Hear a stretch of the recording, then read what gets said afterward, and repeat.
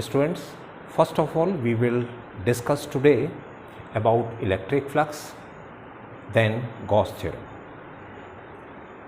Afterwards, we will discuss about applications of Gauss theorem. There are various applications. First of all, we will find out the electric field intensity due to infinitely long straight uniformly charged wire. A charged wire is given to you and at a particular distance we have to find out the electric field. We will apply Gauss theorem. Then we will calculate electric field intensity due to uniformly charged infinite plane sheet. In third application, electric field due to two parallel plane sheet of charge. Two parallel plane sheet of charge will be given to you. It may be of same polarity or may be of different polarity. We will find out the electric field at the three various points. And lastly, electric field due to uniformly charged thin spherical shell.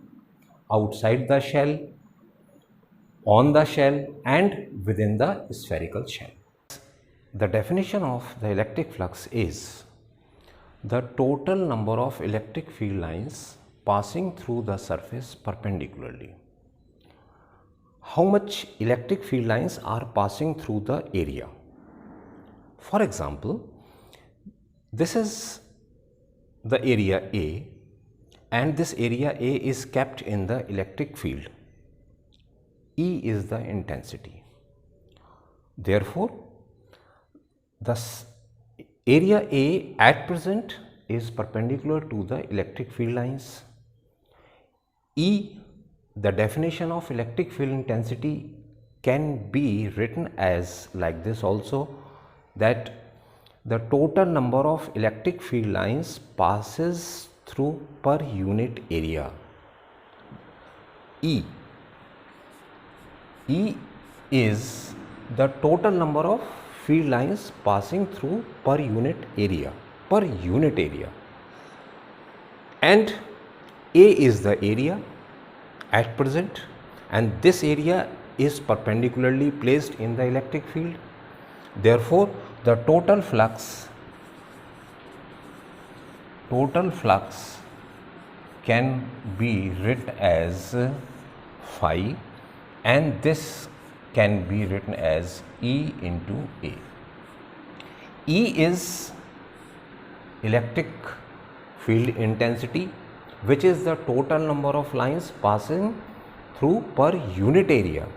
A is the area at present, total number of lines will be E into A.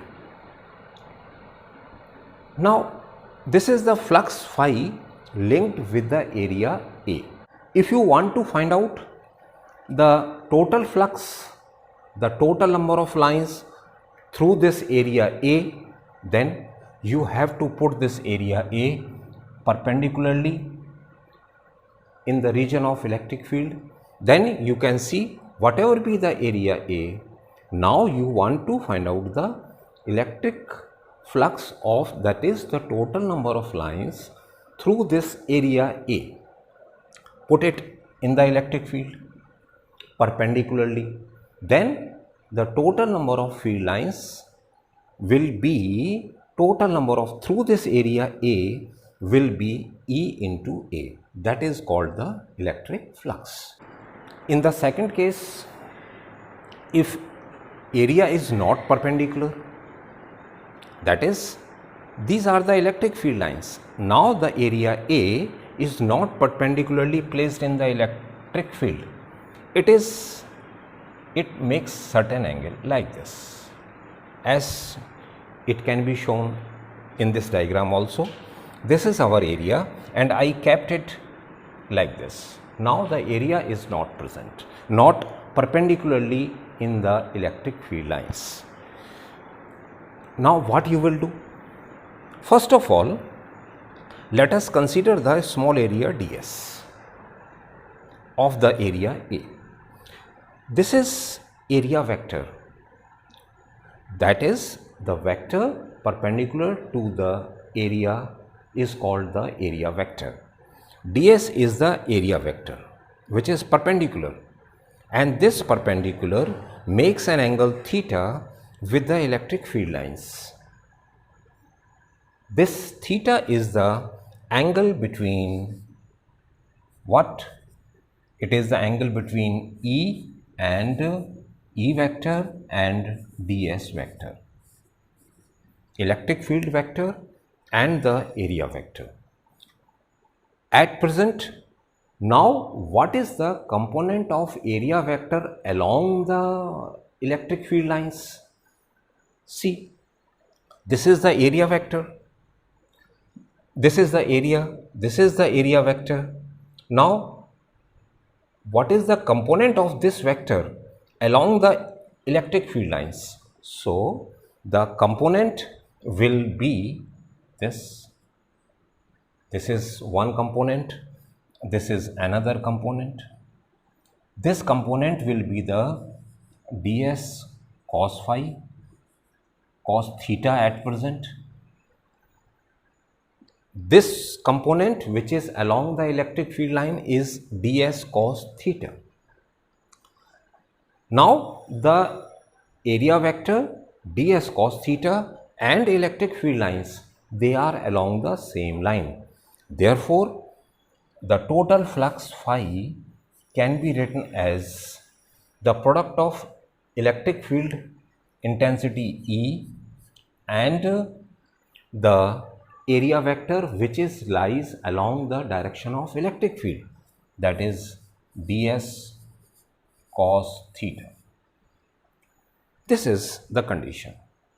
If you will put that area which you studied earlier over here, this was the area A, this is ds area, small area. What is the area vector perpendicular to that? Now, the area vector and the electric field lines are in the same direction when the area is kept in the electric field lines perpendicularly, then area vector is in the same direction. If theta is there, then our flux will be E ds cos theta. Now, this is for the small area, the electric flux is d phi. If you want to find out the total flux of the area A, or it may be represented as S also, then you have to integrate it for the area A, and this can be written as a E vector dot ds vector. That is, the surface integral of electric field intensity is called the total flux. This is also one definition of electric flux. You can write the definition of the electric flux. Surface integral of electric field intensity over the surface integral of electric field intensity is called electric flux. This, if in the first case, if theta is equals to 0, what does it mean? At present theta is 0. This means that this is the area and this is the area vector. These are the electric field lines. Theta 0 means you are moving this area like this. Now, the area vector and the electric field lines, they are in the same direction, or you can say this area A is kept perpendicularly. If theta is 0, put theta is 0 over here, then you will get cos 0 1, that is the total d phi for the small area can be written as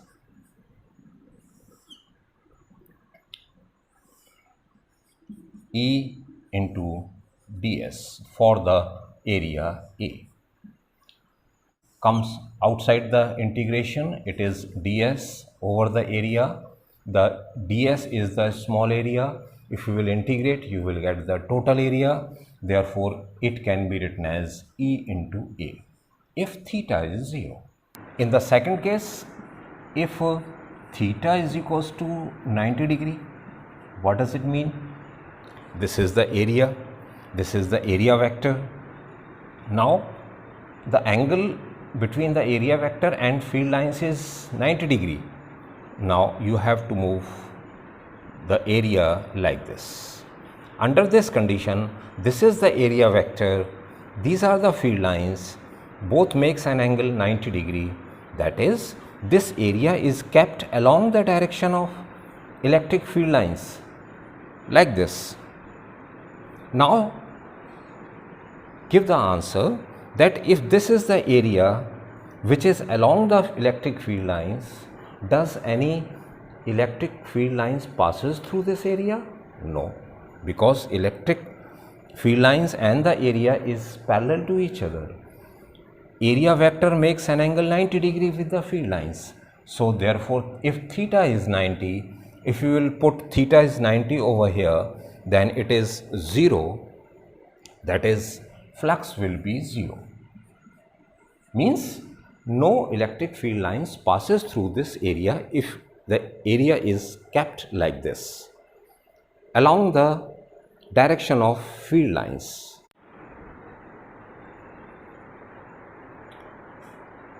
Now we will study about the third situation.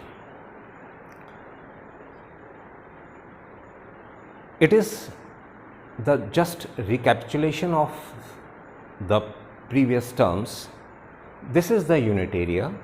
If you will put this unit area over here, these are the electric field lines of the charge plus Q. These electric field lines are moving out. If you will put this unit area over here, now you can just see how many number of electric field lines passes through this area. It is very much clear.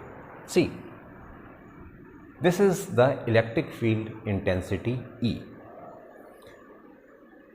This is the given area. If you will put this given area over here, now see how many numbers of electric field lines are passing through this area. 1, 2, 3, 4, 5, 6 at present. 6 electric field lines are passing through this. Now change the position. If you will put this area A over here, now see how many at present number of electric field lines are passing? 3. Means the flux will decrease, which is the total number of lines passing through this area.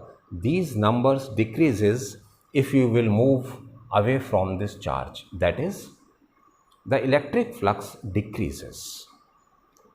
Now, one important thing, if you will enclose this charge Q in a closed surface,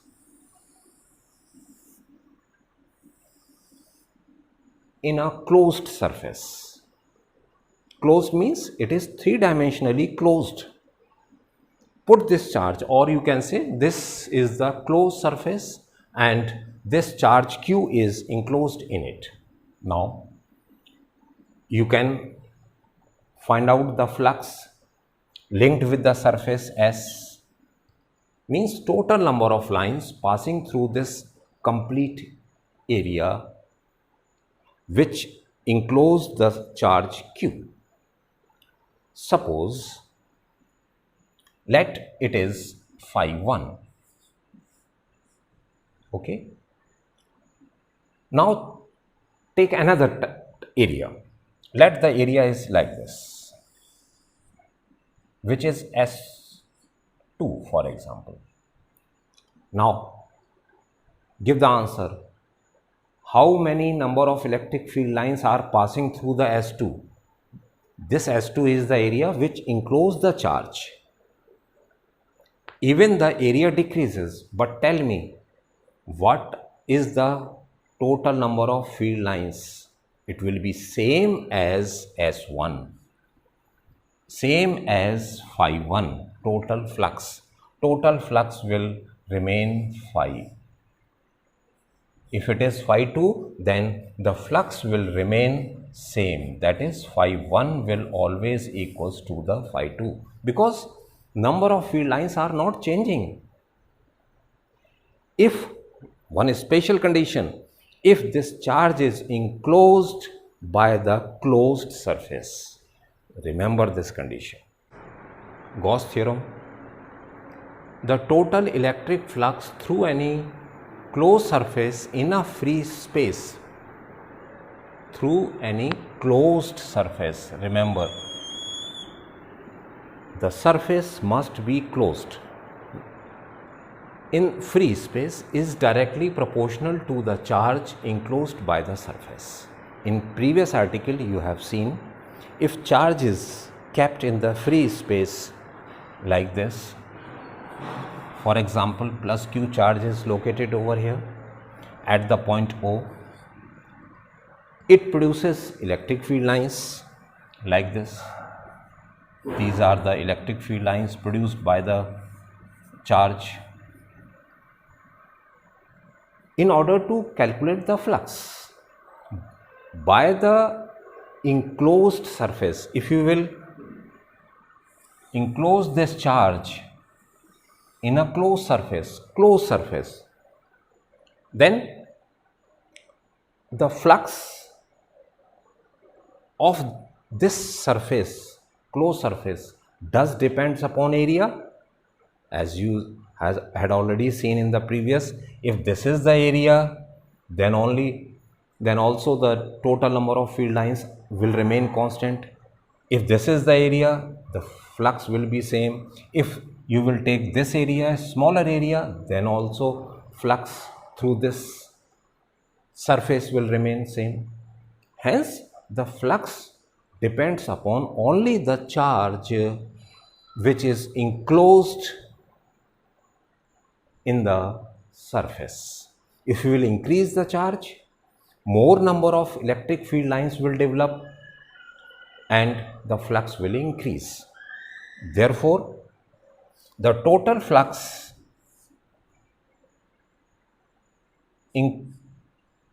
of the closed surface, that is, surface must be closed. It can be written as like this. Closed surface representation is a circle over the integral sign. E dot ds, and E is a vector, ds is also a vector, it is a dot product. It can be written as E ds cos theta. If E and ds vector, it is the area vector, is directly proportional to the charge enclosed in a closed surface. The flux is only directly proportional to the charge. On removing the proportionality sign, we get the E dot ds is equals to 1 upon epsilon naught into q, where 1 upon epsilon naught is a constant. If in terms of angle, this can be written as E ds cos theta is equals to q upon epsilon naught. This is the total flux linked with the surface S, and the surface S is a closed surface. Therefore, phi is equals to q upon epsilon naught. This is the total flux linked with the closed surface. Now, the flux linked with the closed surface is only depends upon the charge which is enclosed in a closed surface. In detailed diagram, this can be represented as, if this is plus q charge, this is the closed surface and the charge is enclosed in a closed surface, and this is the small area, this is the area vector, perpendicular to the area, having r position vector, or you can say the radius vector of the sphere. The unit vector n is in the direction of area vector, the unit vector r is in the direction of radius vector. For the proof of Gauss theorem, which is phi, that is total flux, is equals to the surface integral for the closed surface E dot ds is equals to q upon epsilon naught. This is the Gauss theorem. Now, if you want to prove it,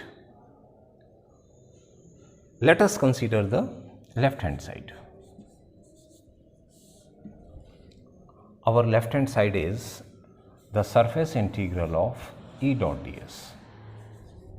This is our left hand side.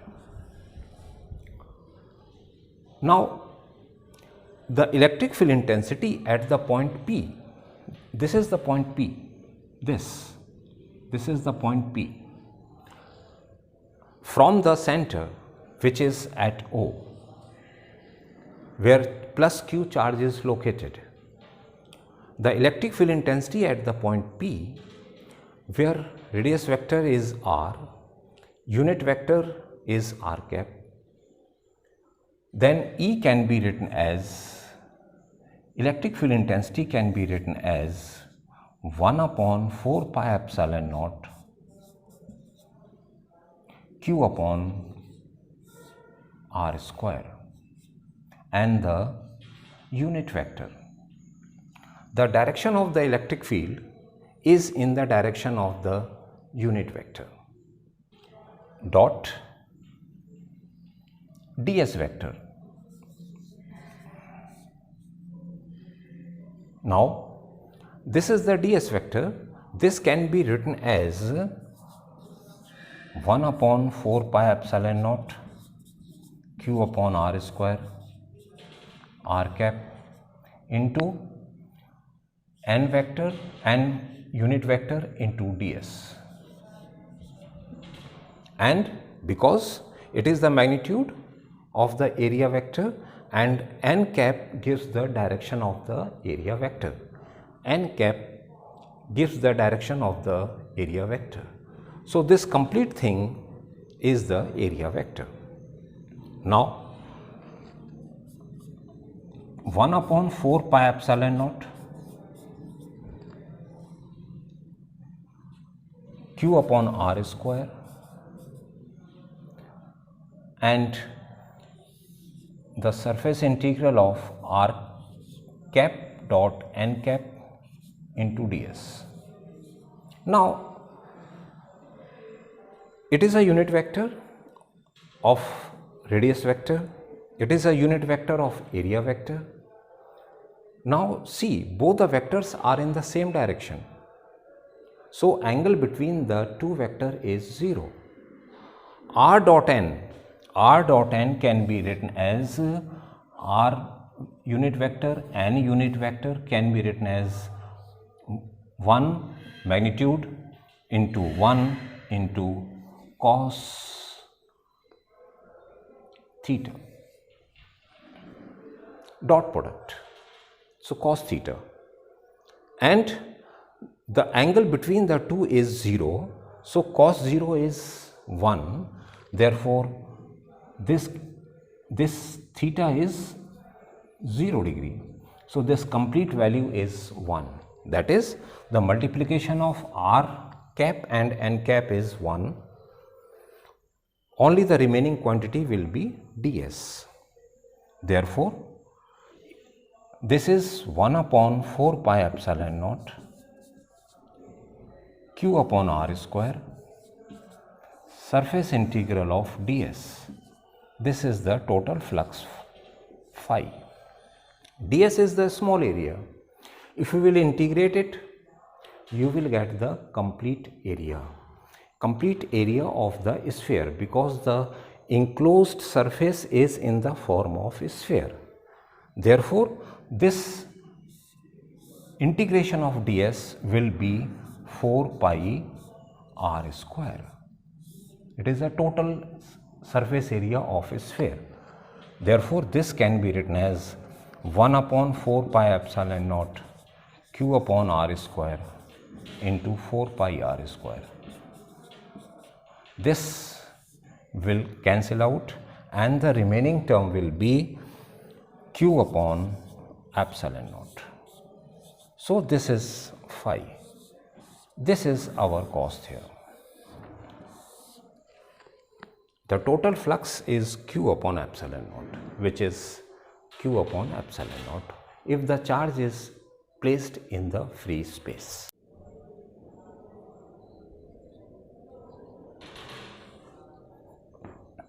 Now let us discuss some special cases. Number 1, if the closed surface does not have any charge, if this is the closed surface and no charge is present in the closed surface, that is, if q is equals to 0, if q is 0, then what is the value of the total flux E dot ds? It is phi is also 0. Flux is 0, no flux, no electric field lines will develop.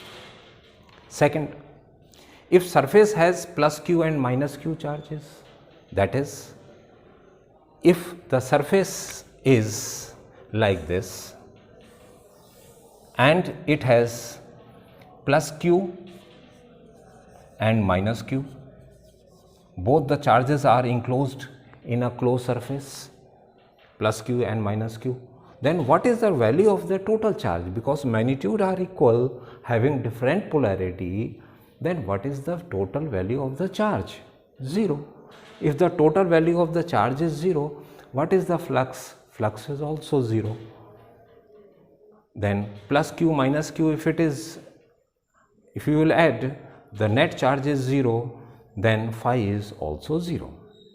Third condition, for the positive charge, flux is equals to plus q upon epsilon naught, it will be q will be plus. So, for example, if this is the surface having only the plus q charge, then what is the value of the flux? That will be towards outside. This is the flux which is towards outside. Our next topic is deduction of Coulomb's law from Gauss theorem.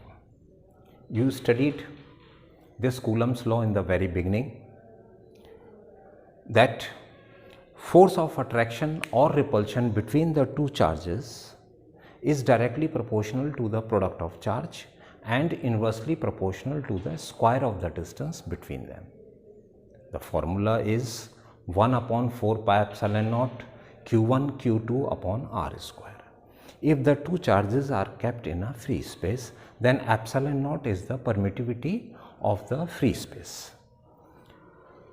Now, you have to deduct the Coulomb's law from Gauss theorem.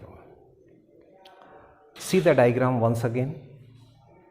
Let q1 is the charge over here at the center O plus q1. Now, the second charge is located at the point P and the charge is q2. For example, it is q2. q2 is the charge located at the point P. Our concept is, if q1 charge is located at the center, it develops electric field and flux will be produced. We will find out first of all the electric field intensity at the point P by using Gauss theorem. Then if E is the electric field at the point P, then we can calculate the force F is equals to EQ using the formula F is equals to EQ. So, our first step is to find out the electric field intensity at the point P. So, what you will do? You will enclose this charge q1 in a closed surface where radius vector is r, unit vector is r cap. Therefore, according to the Gauss theorem, you can write the surface integral of E dot ds is equals to q upon epsilon naught. This is the Gauss theorem, and you want to find out the flux or phi by the charge q1. Now you want to find out the electric field according to the Gauss theorem. So E in with the surface integral of ds, it is q1 upon epsilon naught, and this value is, ds is the small area over here at the point P. If you will integrate, you will get the total area. This will be E into 4 pi r square is equals to q1 upon epsilon naught. That is, E is equals to 1 upon 4 pi epsilon naught q1 upon r square. This is the electric field intensity develops at the point P where charge q2 is located, or you can write it in the vector representation also. This is 1 upon 4 pi epsilon naught q1 upon r square and r cap. This is in terms of the vector, where E is the vector along the direction of the r cap, like this. This is the direction of E. This is the direction of E vector. Now the force on the charge q2 can be written as, F can be written as, it is placed in the electric field of first. What is the electric field at the point P? It is this. On, you are calculating the total force on charge q2. Therefore, it will be F is equals to E into q2. If you will substitute the value of E from here, so it will be 1 upon 4 pi epsilon naught q1 upon r square, and q2 is also there with the unit vector r cap, and this gives the vector representation of the Coulomb's law. So this is the Coulomb's law, and we obtained this Coulomb's law from Gauss theorem. Our next topic is electric field intensity due to infinitely long straight uniformly charged wire. That is, uniformly charged wire. This is the application of Gauss theorem. This is the first application of the Gauss theorem. Now, this is the charged wire having linear charge density lambda. Lambda means charge per unit length. Now, you want to find out the electric field intensity at the point P, which is at the distance r from the uniformly charged wire. In order to find out the electric field intensity at the point P, and if you are applying the Gauss theorem, then you have to use a closed surface. Let us construct a closed surface of this uniformly charged wire.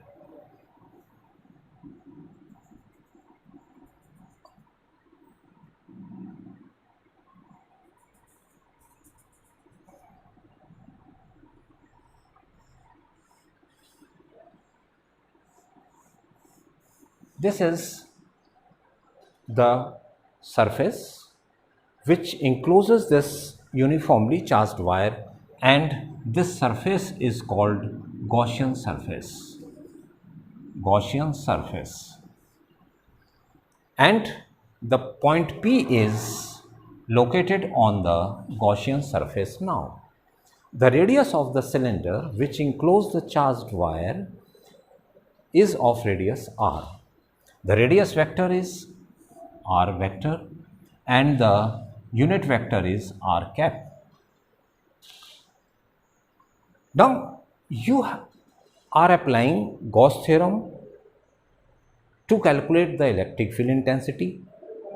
Then there will be basically three surfaces. See, this is the first surface,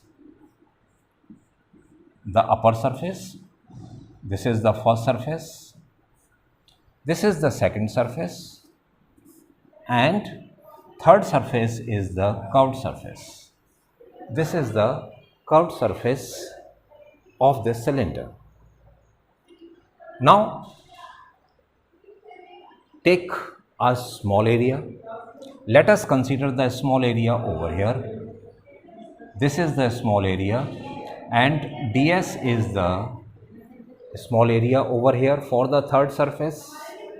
For the first surface, let ds is the area on the first surface as well as the ds is the area on the third surface. The electric field intensity, this is the direction of electric field intensity E. Now, if this is the area, this will be the area vector, ds vector, and n cap is the unit vector along the direction of the area vector. If you are applying Gauss theorem, then according to the Gauss theorem, this flux phi is the surface integral of E vector dot ds vector, and that is equals to q upon epsilon naught. So q can be written as lambda L upon epsilon naught. This is also the area vector. E vector dot ds vector, this can be written as E ds cos theta lambda L upon epsilon naught, where theta is the angle between the electric field and the area vector. Now see, this is the area vector of the first surface. This is the area vector of the second surface. This is the area vector of the third surface. For all the three surfaces, if you are applying the Gauss theorem, this can be written as E ds cos for the first surface. For the first surface, this is the electric field intensity vector, this is the area vector. What is the direction between the ds and the electric field? It is 90 degree. Plus for the second surface, it is E ds cos, again how much? 270 degree, because see, you can, this is the direction of electric field, this is the direction of the area vector for the which surface? Second surface. So it is 270 plus surface integral of E ds for the third surface, it is cos 0. Why cos 0 for the third surface? This is the cylindrical surface. Electric field is in this direction. Area vector is also in this direction. What is the angle between them? 0. So it is 0. And that will be lambda L upon epsilon naught. Now, this complete value will be 0, cos 90. This complete will also 0. Only the remaining term will be E ds cos 0 is 1 is equals to lambda L upon epsilon naught. And the electric field intensity will comes out ds lambda L upon epsilon naught. What is the integral, surface integral of the third surface? ds is the small area. For the third surface, the total integration will be the total curved surface of the cylinder, and the curved surface of the cylinder is how much? 2 pi r L is equals to lambda L upon epsilon naught. Therefore, this E can be written as lambda upon 2 pi epsilon naught r. This is the value of electric field intensity E due to the infinitely long straight uniformly charged wire where the charge density is lambda. In vector representation, you can write it as E vector can be written as lambda upon 2 pi epsilon naught r cap, where the electric field intensity is in the direction of unit vector. Second application of Gauss theorem is electric field intensity due to uniformly charged infinite plane sheet. Plane sheet is given to you, and the plane sheet, as you have seen in this diagram, having the charge density sigma, charge per unit area. Now, due to this plane sheet, you want to find out the electric field intensity at the point P. At the point P, you want to find out the electric field intensity. And to calculate electric field intensity, and if you want to apply the Gauss theorem, you have to use first of all the closed surface or Gaussian surface. Enclose this plane sheet in the closed surface. The closed surface will be like this.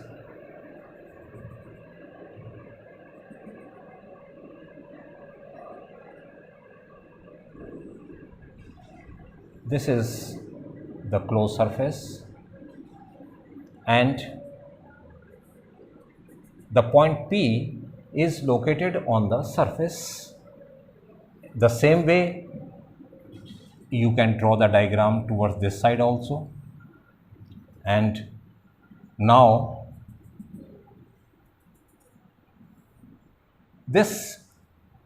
in this way, this is a complete Gaussian surface. This is a Gaussian surface, and this sheet having the charge Q, having the charge density sigma, is enclosed in a closed surface.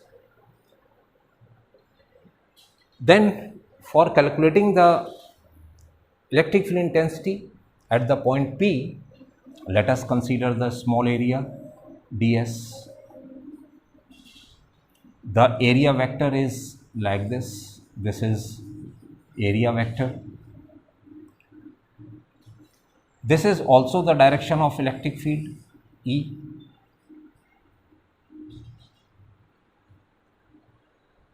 Electric field vector. Now, if you are applying Gauss theorem for this closed surface, then you have to apply for the different surfaces. How many surfaces are here? This is the first surface. For example, this surface. This is the second surface. This is second surface. And at the top, this is the third surface. This is the third surface. The area vector of the third surface will be like this. This is the area vector of the third surface. If you are applying Gauss theorem for the complete surfaces, then this is E dot ds is, you know well, q upon epsilon naught. Q is what? Sigma A upon epsilon naught. And this is the dot product of the two vectors. So if you will remove this dot product, you will get EDS cos theta sigma A upon epsilon naught.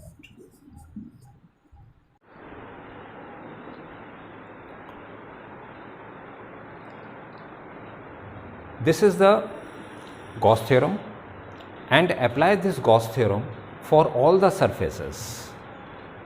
Apply this for all the surfaces. For the first surface, in which E vector and ds vector are in the same direction.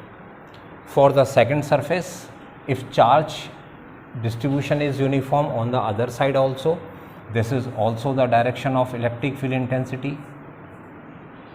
This is the area vector, ds vector. This is for the third surface. This is the area vector of the third surface. Now apply this Gauss theorem for all the surfaces. Therefore, it will be, for the first surface, it is E ds cos 0. Why cos 0? Because E and ds vector are in the same direction. Plus for the second surface, E ds cos 0 again, because again on the opposite side charge is there. This is the electric field, this is the area vector, again 0 degree angle for the second surface. For the third surface, this will be, for the third surface, it is E ds cos 90. Why cos 90? This is the area vector, this is the electric field, and they are making an angle 90 degree, is equals to sigma A upon epsilon naught. Now this is 1 cos 0, this is cos 0 1, this complete term will be 0. So the remaining will be integral of EDS for the first surface plus integral of EDS for the second surface. Only third surface will be 0. For the third surface, it is sigma A upon epsilon naught. ds is the small area. If you will integrate, you will get the total area. A is the area of the plane sheet. Therefore, this can be written as E into A plus E will comes out, integration of the small area will be again E into A is equals to sigma A upon epsilon naught. Or you can write it as 2EA is equals to sigma A upon epsilon naught. Therefore, the electric field intensity will be sigma upon 2 epsilon naught.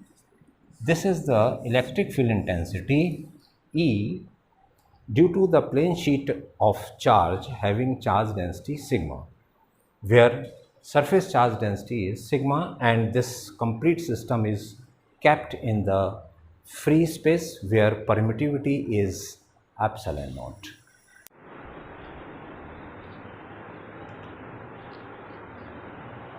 Next application is electric field intensity due to two parallel infinite sheet of charge. Two parallel infinite sheet of, the two sheets are parallel to each other. Let this is the first sheet, this is the second sheet, and these two sheets are parallel to each other, and both the charges are positive, having different charge density. For example, sigma 1 is the charge density of the first sheet, sigma 2 is the charge density of the second sheet. Now, you want to find out the net electric field in the first region, in the second region, and in the third region. For example, at present, first of all, we are calculating the electric field due to the first sheet. As the first sheet is positively charged, so this is the direction of electric field, and this will be the direction of electric field at this point. For example, it is A, B and C points. Then at the point B, what is the direction of electric field by the first sheet? It is E1. It is E1. And at the point A, what is the direction of electric field? It is E1. What is the direction of electric field at the point C due to the first sheet? Because first of all, we are calculating the electric field only by the first sheet. So at the C, this is the direction of E1. So all these are the direction of the electric field due to the first sheet. Now use second sheet. For the second sheet, what is the direction of the electric field at the point A? This is also positively charged. Electric field lines will move away from the charge. So this is also the direction of E2 by the second sheet at the point A. Now consider the point B. What will be the direction of electric field due to the second sheet? This is E2, because electric field lines will move away from the positive charge. So this will be the E2. Now for the third point C, what is the direction of electric field due to the second sheet? Electric field lines will move away from the charge. So this is again E2. Now it is very much clear that in the region 1, the two electric fields E1 and E2, they are in the same direction. So net electric field will be added.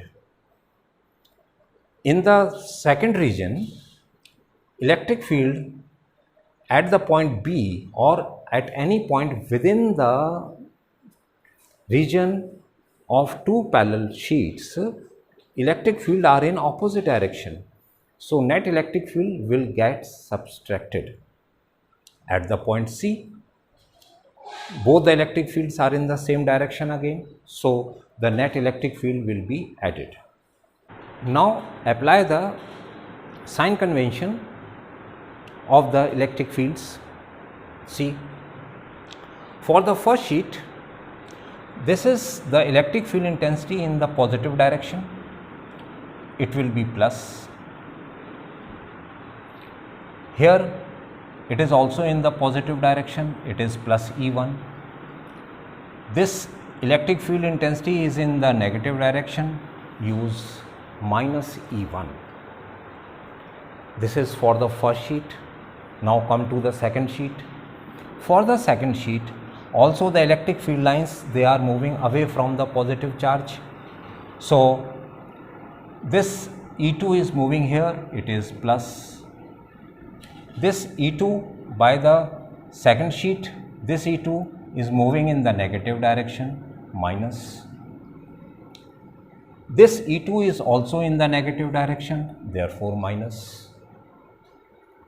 Now it is very much clear from the diagram that here in the first region, the net electric field, because the two electric fields are in the same direction, it is minus E1, it is minus E2, net electric field will be added. Here net electric field will be subtracted. If you will add the two fields, it is minus E2, it is plus E1. Here also both the electric field are in the same direction, both are positive, therefore both will be added. So for the first reason,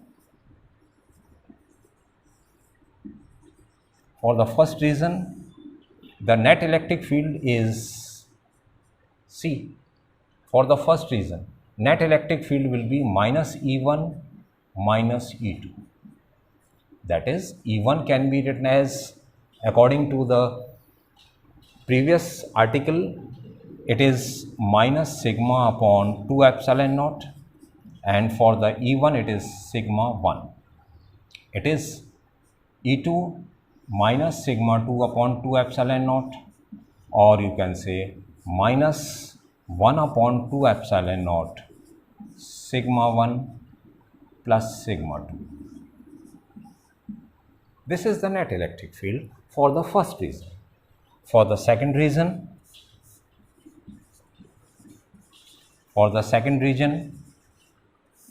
it is see E1 minus E2. Net electric field is E1 minus E2, or you can say E1 can be written as sigma 1 upon 2 epsilon naught minus sigma 2 upon 2 epsilon naught. That is, this can be written as 1 upon 2 epsilon naught common sigma 1 minus sigma 2. This is for the second reason. Now for the third reason, see, both the electric fields are positive. Net electric field E can be written as plus E1 plus E2. That is, plus sigma 1 upon 2 epsilon naught plus sigma 2 upon 2 epsilon naught, or this can be written as 1 upon 2 epsilon naught sigma 1 plus sigma 2. This is for third equation. So this is our first equation. This is equation number 1, and later on this is our equation number 1, this is equation number 2, and this is equation number 3. So this is for region 1, this is for region 2, and this is for region 3. Now if sigma 1 is equals to sigma 2, if both the charge densities are same and both the sheets are of same polarity, having the charge of same polarity, that is at present plus charges on the both the sheets, and the charge densities are also same, sigma 1 is equals to sigma 2, let it is sigma. So for the first reason, see, over this side towards left hand side of the sheet first, this is the net electric field. It can be written as E can be written as what? Minus 1 upon 2 epsilon naught and sigma plus sigma, that is 2 sigma, or you can say minus sigma upon epsilon naught. This is the net E if the charge densities are same. For the second reason, both the charge densities are same, put it over here, sigma plus minus sigma, it will be 0. Net E will be 0. For the third reason, if the charge densities are same, sigma plus sigma, 2 sigma upon 2 epsilon naught, E will be 2 sigma upon 2 epsilon naught and with positive sign. So it will be sigma upon epsilon naught with positive. So this is the net electric field when the charge densities are same. And remember, within the two sheets, the charge density will always 0 if the polarities are same and having the same charge densities. Now one question is for you students. Apart from both the sheets having same polarity, plus plus or minus minus, at present you have the sheets with different polarities. First sheet is plus charge density and second is having the charge negative. Now you have to find out the electric field for the three different regions at the point A, at the point B and at the point C.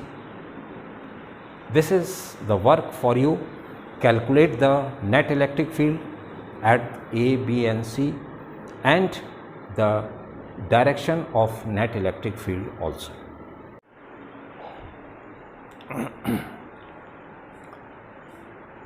The third application of Gauss theorem is the electric field intensity due to the uniformly charged thin spherical shell. This is uniformly charged thin spherical shell, or you can say a hollow sphere, and at present positive charge is over the hollow sphere of radius r. For example, you want to find out the electric field intensity at the point P, and you are applying Gauss theorem for that.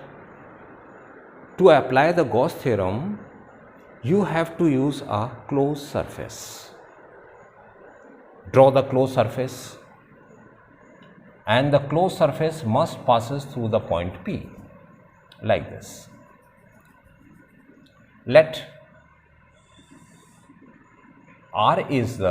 small r is the radius of this closed surface where the point P is located. For example, this is the small area of this on this closed surface at the point P. This will be the area vector, ds vector. The electric field line due to this hollow sphere is also in this direction. This is also the direction of electric field line E. You know well the unit vector and the unit vector of radius vector and the unit vector of area vector both are in the same direction.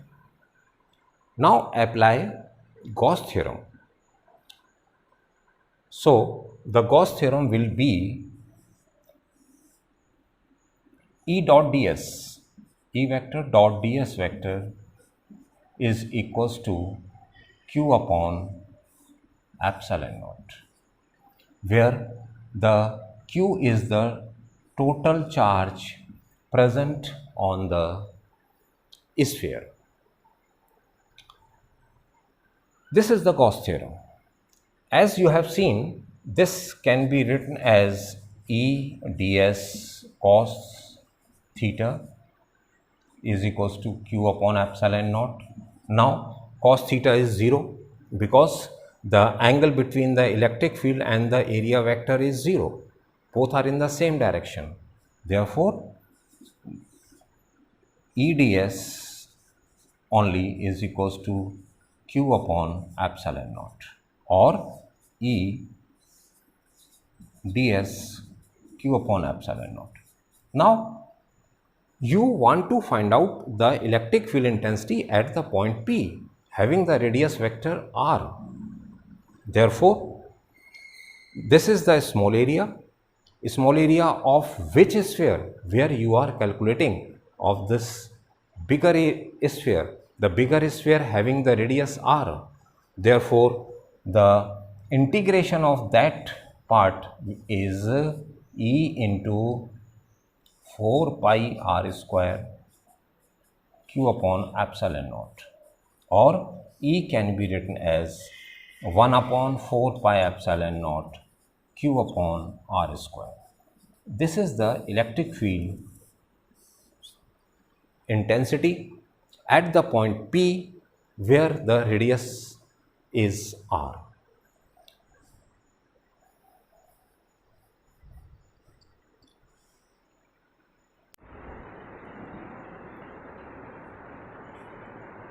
So this was the condition when the point P is outside this hollow sphere.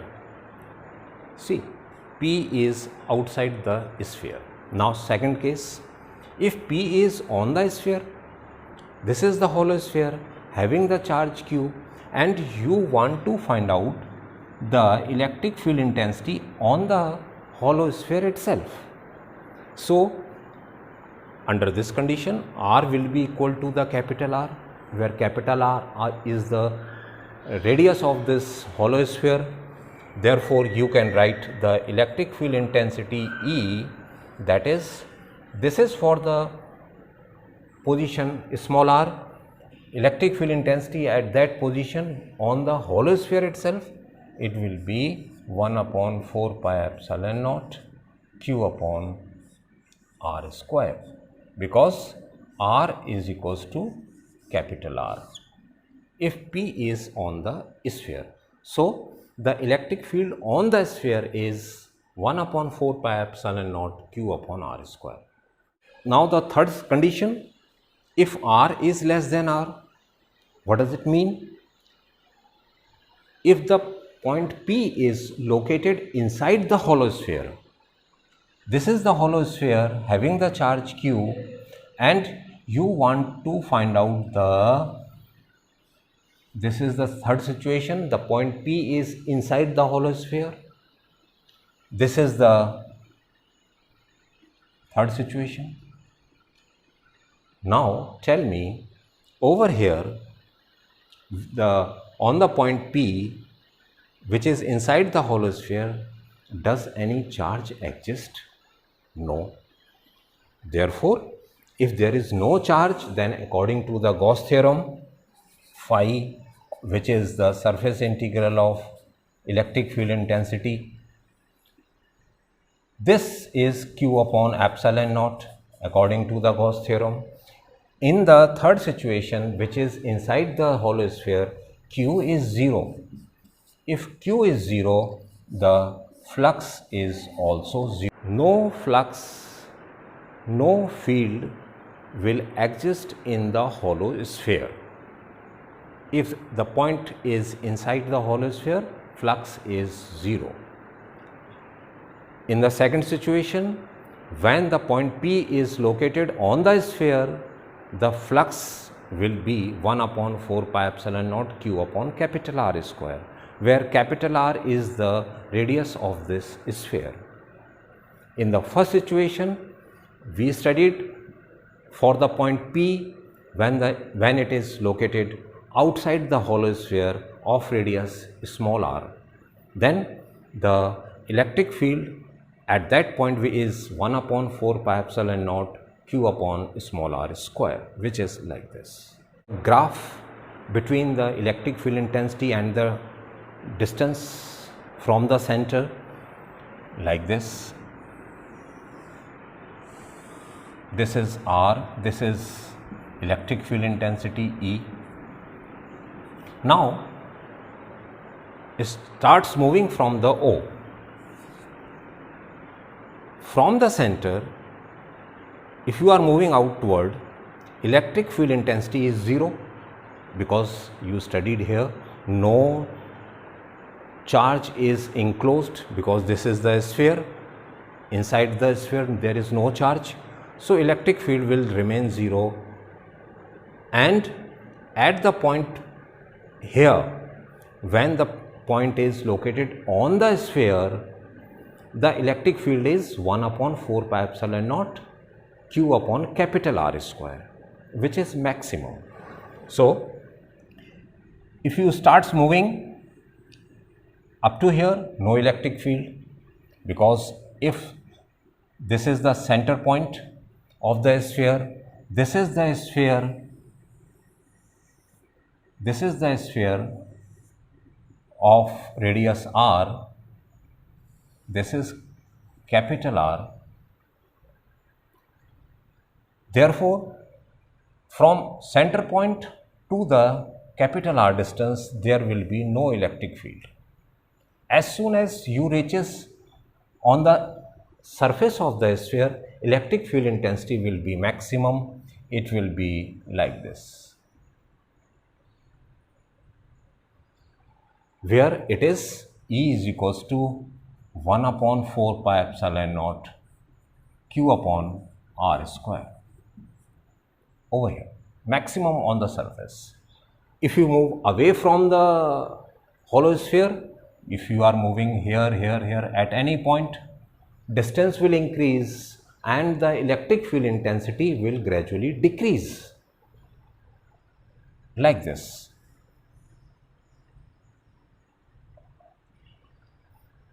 Therefore, this is the graph with respect to the electric field intensity and the distance. Starts from, this is 0 up to here, up to radius, it increases abruptly and further decrease.